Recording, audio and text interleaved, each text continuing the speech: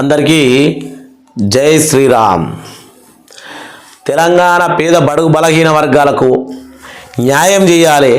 తెలంగాణ రాష్ట్రంలో గ్రామ గ్రామానికి మూల మూలానికి ఆకలి నిర్మూలించాలి అని తెలంగాణ ప్రభుత్వం కంకణం కట్టుకుంది అని ఈరోజు ఈ అప్డేట్ చూసిన తర్వాత తెలంగాణ ప్రజలు తేరుకుంటారు. అందుకనే జూబ్లీ హిల్స్ ఎలక్షన్లో భారీ మెజారిటీ తోటి కాంగ్రెస్ అభ్యర్థిని గెలిపించిందని కాంగ్రెస్ సర్కారు సంకలు గుద్దుకుంటా ఉంది. ఆ రకంగానే సీఎం రేవంత్ రెడ్డి గారు కూడా తెలంగాణలో ఉన్నటువంటి మారుమూల పల్లెల్లో కూడా ఆకలిని నిర్మూలిస్తాము. తెలంగాణ ఏకైక మహానగరం ఏదైతే ఉందో హైదరాబాదు భాగ్యనగరాన్ని చాలా పెద్ద నగరంగా 2041 వరకు అలా మారుస్తారట. ప్రజలారా ఈరోజు ఏమని అప్డేట్ వచ్చిందంటే ఇందిరమ్మ అభయహస్తం కిట్ అనేది రాబోతా ఉందట.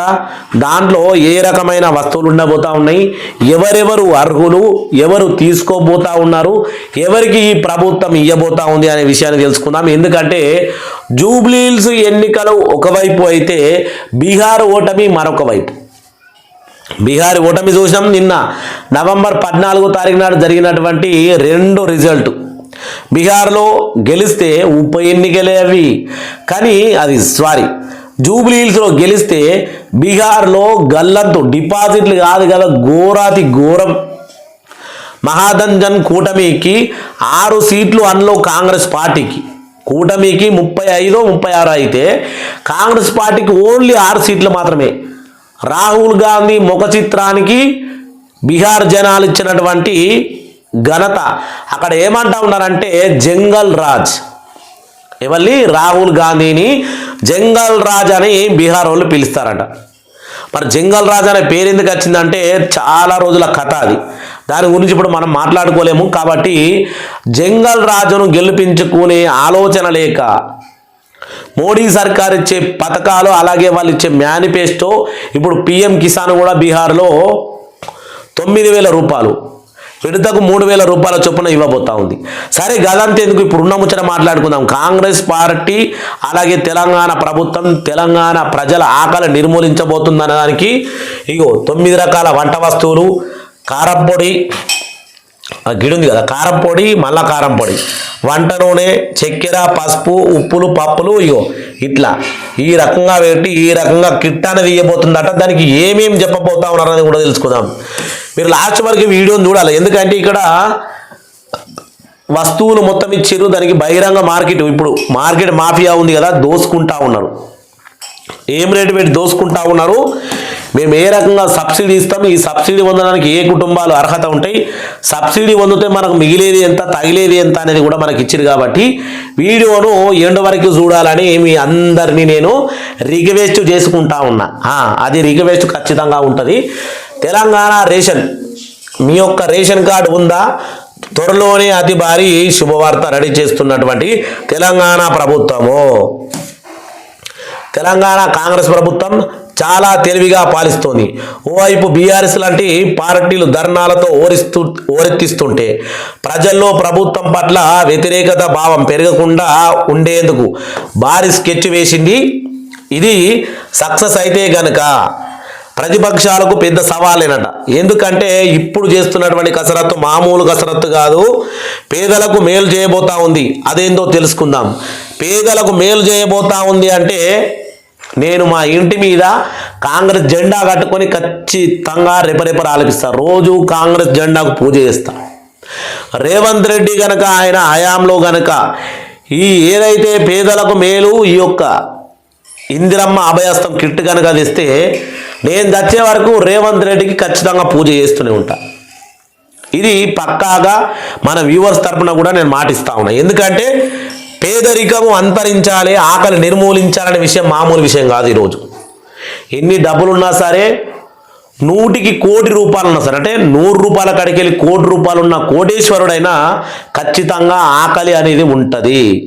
ఆకలి అనేది చాలా పెద్ద శత్రువు, దాంతో ఎదుర్కొనడం చాలా కష్టం. కాబట్టి హైదరాబాద్ తెలంగాణ ప్రభుత్వం అభయహస్తం రేషన్ కిట్టు పేరుతో ఒక కొత్త సంక్షేమ పథకాన్ని ప్రవేశపెట్టే ఆలోచనలో ఉందని తెలిసింది. ఇందులో భాగంగానే ఒక్కో కిట్లో 9 నిత్యావసర సరుకులు ఉంటాయని సమాచారం.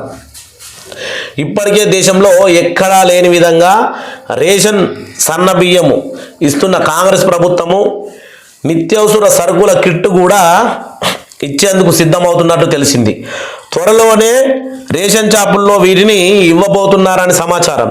రేషన్ షాపుల్లో రేషన్ డీలర్లకు కూడా జీతాలు సరిగ్గా ఇస్తలేరు, జీతాలు కావాలి, కమిషన్ సరిగ్గా అందుతలేదు అని రేషన్ డీలర్లు ధర్నాలు చేస్తూ ఉన్నారు ఒకవైపు. మరి మీరేమో రేషన్ షాపులలో ఇవన్నీ ఇవ్వబోతున్నామని చెప్తా ఉన్నారు. మరి ఏందో చూద్దాం పోయి. త్వరలోనే రేషన్ షాపుల్లో వీటిని అన్ని ఇవ్వబోతా ఉన్నాం సమాచారం. ఈ పథకానికి ఇందిరమ్మ అభయాస్తమని పేరు కూడా పెట్టినట్టు తెలుస్తూ ఉంది. ఎంత బాగున్నది చూడు. ఇది కనుక చేస్తే నేను ఖచ్చితంగా అన్నమాట మీద నిలబడతా. మన కమ్యూనిటీ పోస్టులో జెండా మా ఇంటి మీద పాతి మరీ నేను పోస్ట్ చేస్తా అని చెప్తా ఉన్నా.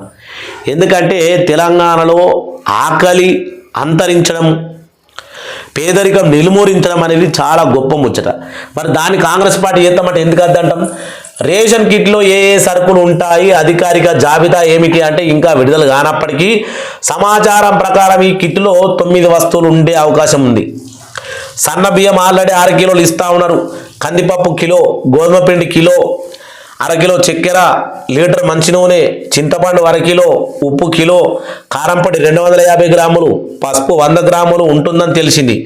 అయితే లబ్ధిదారులు ఈ యొక్క కిట్లో తమకు ఏం కావాలనో అవి మాత్రమే తీసుకోవచ్చు. ఏం కావాలనో అవి తీసుకోవచ్చు అన్నట్టు కిట్టు ఇచ్చిన తర్వాత ఓపెన్ చేసి ఏం కావాలనో అవి తీసుకోవచ్చు. ఉదాహరణకు ఉప్పు అక్కర్లేదు అనుకునేవారు ఉప్పు కాకుండా మిగతా తీసుకోవచ్చు.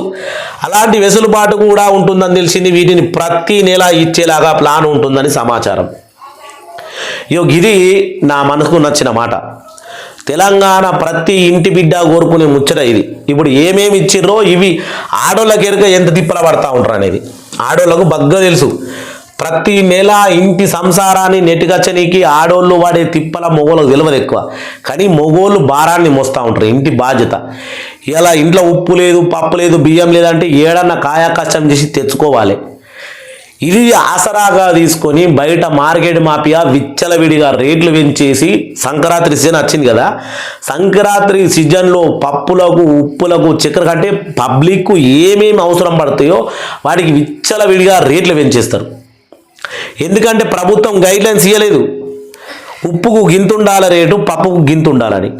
అదే రైతులు పండించే వడ్లకు గింతుండాలి, మక్కలకు గింతుండాలి, పత్తికి గింతుండాలి. కొన్నూరి బాంచన్ కాలముక్తని మనం అనాలి తెలంగాణ రైతులు. ఇది తెలంగాణనే కాదు ఇండియాలో ఉన్నటువంటి దౌర్భాగ్యం ఇది.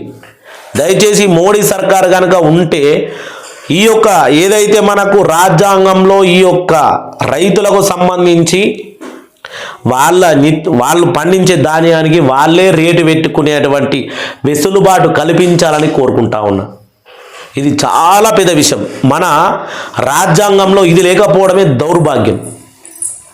ఇక్కడ చూస్తే ఏమైతా ఉందంటే కిట్టులా ఒక వ్యక్తికి ఎంత డబ్బు ఆదా అవుతుంది, ప్రభుత్వం ఇచ్చే కిట్టు ఈ విధంగా ఉంటే ఒక వ్యక్తి వస్తువుల్ని బయట మార్కెట్లో కొనకుండా రేషన్ షాపుల్లో కొనుక్కుంటే ఆ వ్యక్తికి ఎంత డబ్బు ఆదా అవుతుంది అనేది మనము అంచనాకి రావచ్చు.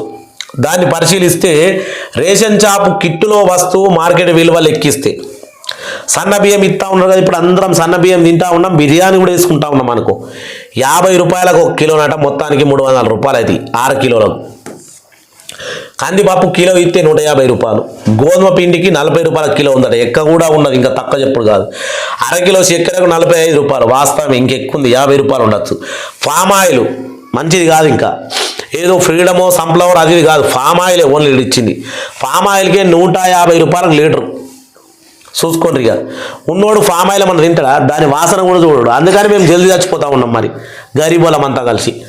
చింతపండు 1/2 కిలో 90, ఉప్పు కిలో 20 రూపాయలు, కారంపొడి 250 గ్రాములకు 60 రూపాయలు.